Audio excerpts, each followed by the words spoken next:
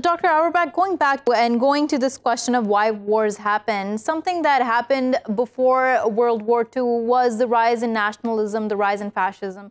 That's something that we're also witnessing today. How important of a factor do you think that has been and that continues to be when we talk about wars, whether they're proxy wars or invasion of countries? How important do you think is the concept of nationalism?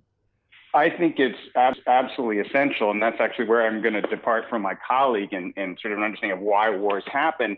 Is the explanation for why wars happen changes dramatically with the rise of nationalism and also with the rise of capitalism.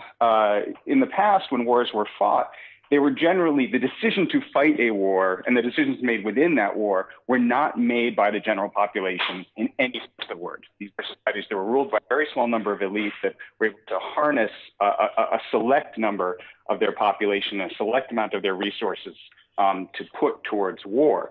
Nationalism, when combined with industrialization, completely changes the nature of warfare. Wars are now fought between entire populations, not just between elite and the forces they're able to marshal.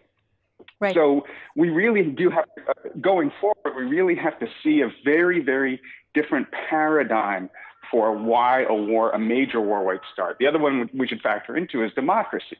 And democracy, unless we go back to ancient Greece, really didn't exist in any real form prior to the 19th century. And one of the truisms of modern history is that democracies tend not to wage aggressive wars against one another because it's so hard to maintain that popular support and because the damage done to the social infrastructure of the society is so tremendous.